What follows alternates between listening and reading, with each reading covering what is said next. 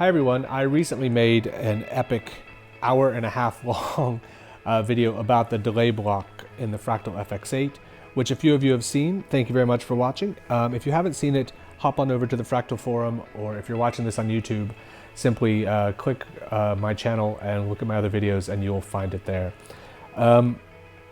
Sadly, even though I spent an hour-and-a-half on that block, I somehow managed to leave out one bit of functionality that a few people wish I had gone over, and that is ducking. Now, what is ducking? Why would you use it, and how do you set it up? Those are the three basic things I plan on covering in this hopefully very short video. So what ducking is kind of like the reverse of expanding, if you've ever used a compressor. So what we're going to do is we're going to say that if our non-delayed volume, the part of the signal that is not the repeats, if that goes above a certain level, we're going to turn down the delay, the repeats, by a certain amount, and then turn them back up at a certain speed. So those are what the three controls on the ducker do. They set how much we're going to turn it down, how loud our signal has to be to do that turning down, and then once it's turned down, how quickly are we going to turn it back up. So let's have a look at this really quickly. Right now I have a new preset here called Duck, and it's got two things in it. It's got a compressor block, which is just set to the normal studio compressor, and it's got a normal delay block. So, oops, and I managed to turn it off. So in the normal delay block, we've got all these pages which we covered the other day. I'm going to switch this over to the analog mono, just because if I have to listen to it a bunch of times, I'd rather listen to that. And anyway, we have, here is our normal delayed sound. Let's have a listen.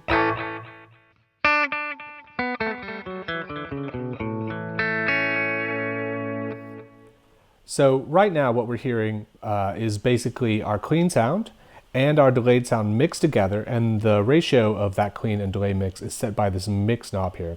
So if I set this all the way down to 0, as you well know, no delay, and I bet you can guess what happens if I put this up to 100. You don't hear my clean sound at all, but you do hear my delay sound. So a lot of people would say, depending on what they're using the delay for, maybe they'll say 50%, so it's an even mix. Here, I'm going to put this on dotted eighths because everybody likes dotted eighths.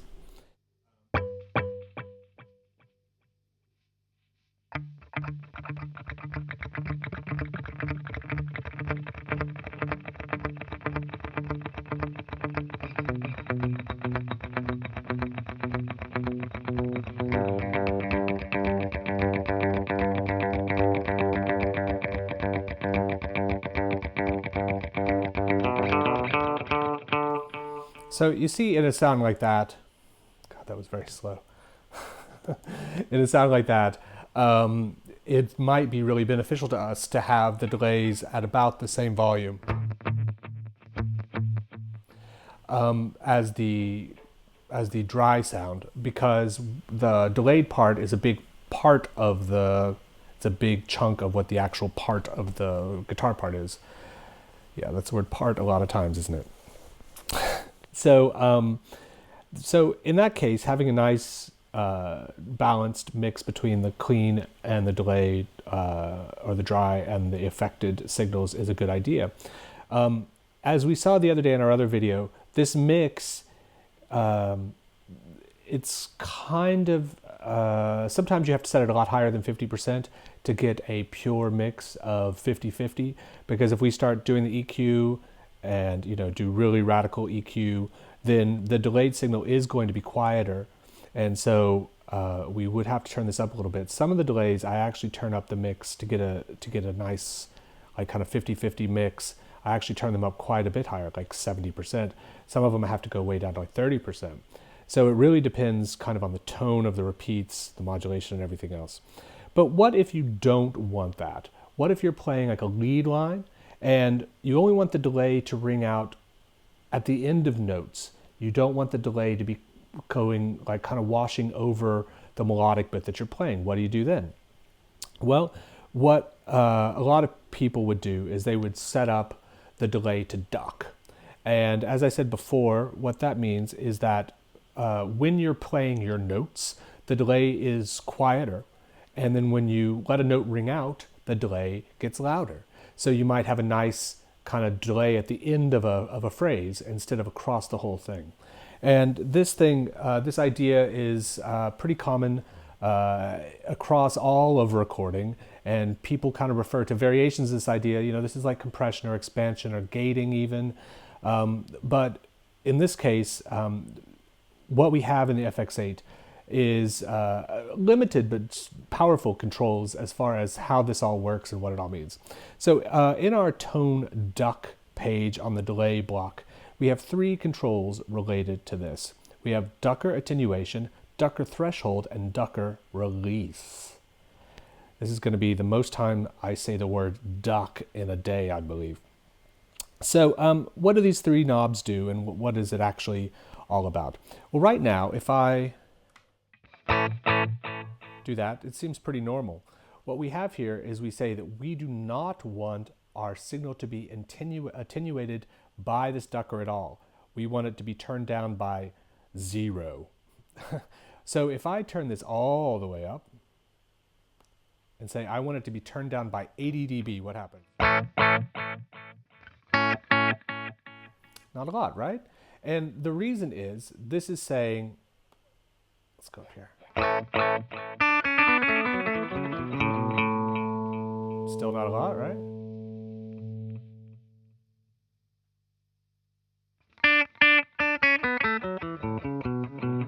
Hello.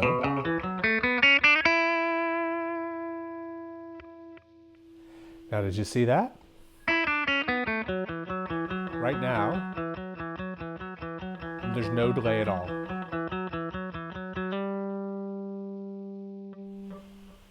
When it gets really quiet, there's delay. So let's try this. I'm going to put this up to about 59, see what happens.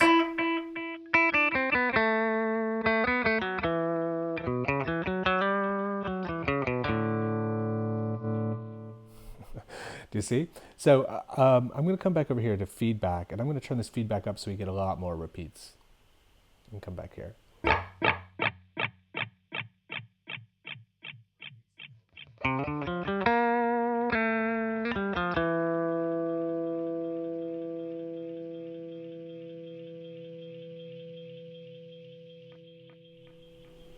How's that?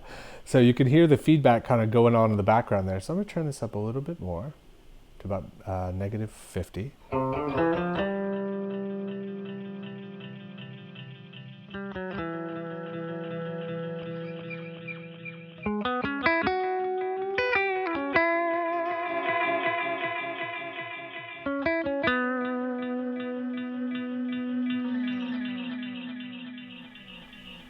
Okay, I'm going to turn this up a little bit more.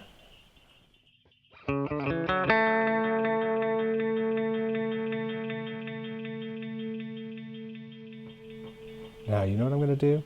I'm going to come back up here, turn the feedback down a tiny bit, and change this to quarter notes.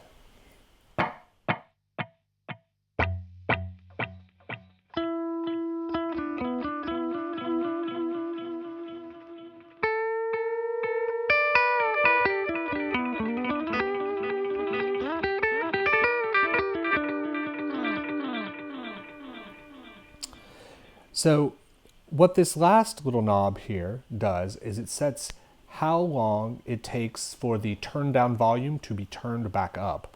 So if I put this all the way up at 1 second,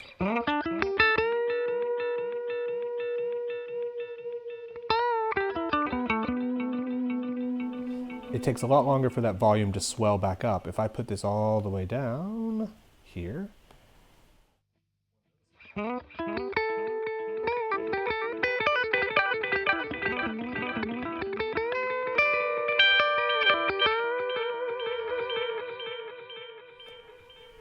then the delays come back really, really, really quickly. And so, do this. The real trick here is just try, it's kind of a balancing act. Now, if we're completely and utterly honest, the dynamic range of a guitar, especially in the context of something like a solo for most people, is not going to be, 80 dBs of a dynamic range, especially if there's gain and stuff like that on it. It tends to compress the volume to a large degree. And so the kind of useful limits of this are pretty small in some respects, because below a certain volume and above a certain volume, it's just basically going to keep doing the same thing. So let me just put this back up to about 10 milliseconds here and see.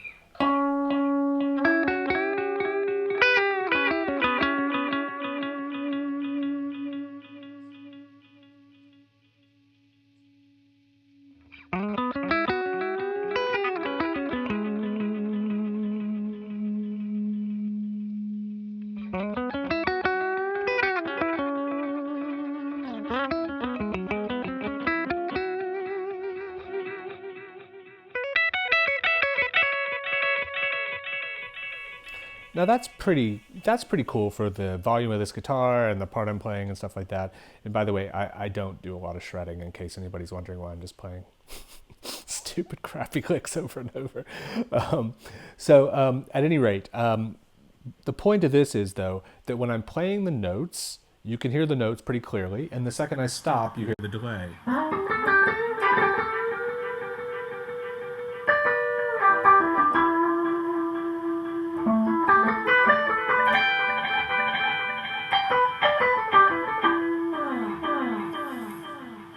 So,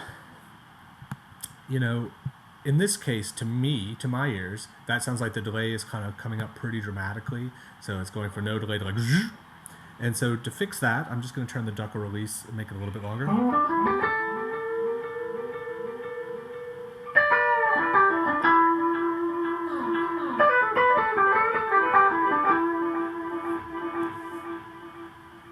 So if I put this back to something that's a little bit more reasonable, so we can just hear what it might sound like. So I'm going to turn the feedback way, way, way, way down. And maybe I'll just make this a little bit faster.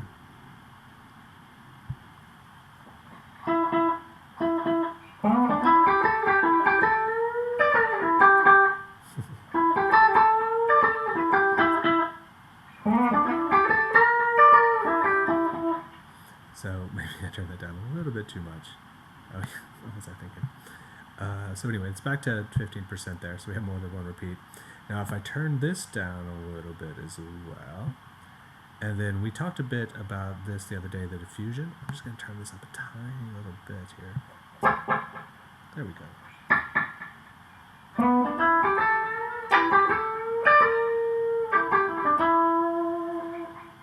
So that to me sounds pretty good. If I was taking a solo, which is a rare thing, and I didn't really want the delay on the notes, but I wanted it to ring out a little bit at the end of it, just to fill it out a tiny little bit. Yeah, I can even put this back up to 20-ish or so. Then that might be a pretty good thing for me.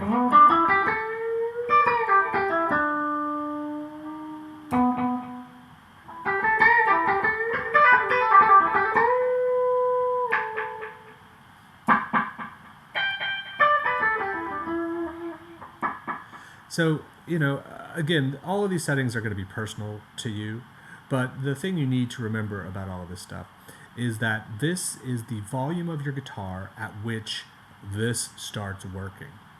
So I guess in a way these are kind of in the wrong order. Well, not in the wrong order, but in a way that seems kind of illogical to me as far as their order is concerned. Because first it looks at the volume of your guitar and says, has it gone over this amount? If it has, then it comes here and says, how much am I turning down the signal by? And then it says, how fast am I going to release the volume drop so that it comes back up to the normal volume? So here, once again, I'll just do one more little example of this.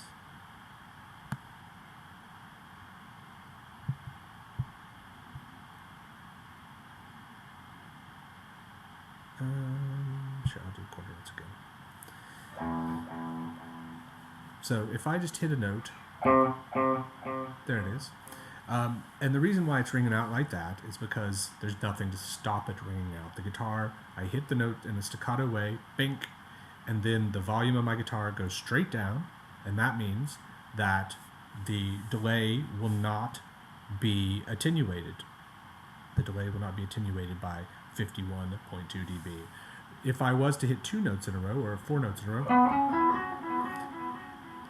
you don't really hear the delay while I'm playing those notes.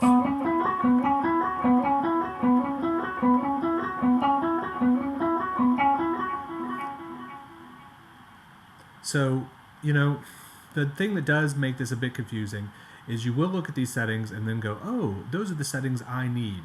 And that's not right. What's right is you need to set these settings based on the volume of your guitar and the part. So again, if you have a lot of distortion, the range, the dynamic range of your part is going to be a lot smaller. So getting this threshold at the right number just involves some playing around.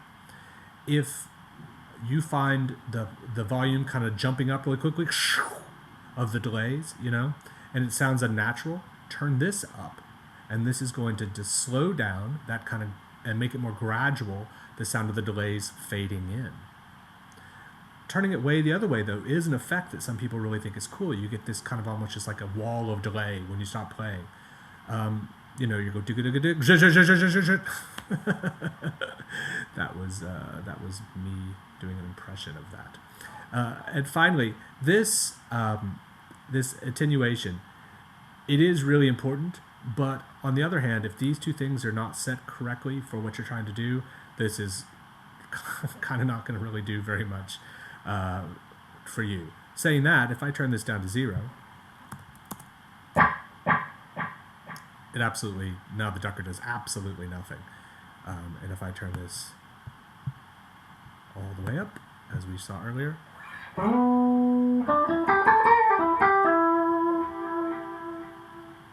that produces the most extreme effect as far as how quiet it makes the delays. And of course, so there is, I guess, one more thing we need to talk about very, very quickly, and then I promise this will be it. The delay time, so by that I mean the tempo of the delay and the length the delay lasts, like the feedback. So if I have a delay that only lasts half a second, and I have this set up so that it turns it down completely and then doesn't release it for a second, I'm never going to hear that delay. So this ducker release, you have to think about in context with the tempo and the feedback. So, you know, these two, the tempo and the feedback, is related in a very real way to this ducker release. And these two are the volume. Set them as makes sense with your volume on your guitar. So I hope that makes sense. This might have gone a little bit longer than I meant. But at the end of the day, the point on this is that these have to be set for you. Once you realize what these knobs do, it's just a matter of playing it, listening to it, figuring out which one of these you need to tweak so that it gets closer to what you're trying to accomplish. If you hear no delay at all, it's probably something, this is turned all the way down, or you've got, you know, the feedback too short or the tempo too quick, or you've got all these things set up in a weird way that doesn't work, or not weird, but just you've misunderstood or you've just accidentally done something. So I hope that has helped everyone who is having trouble with this. If it didn't, because this can be a bit confusing what this all does, but if it didn't, just pop onto the Fractal forum, ask me questions, I'll happily explain it, and if I have to do another video, I will happily do another video. I've explained it in a way that makes sense to me, but that doesn't mean it makes sense to anyone else. Anyway, I'm going to make another video today. I had another request, so I'm going to go ahead and stop this one now and get working on the other one. You know where I'm at. Ask me questions, request things, and most of all, thank you for watching, and thanks for watching all the other videos and for all the nice comments, etc. Have a great day.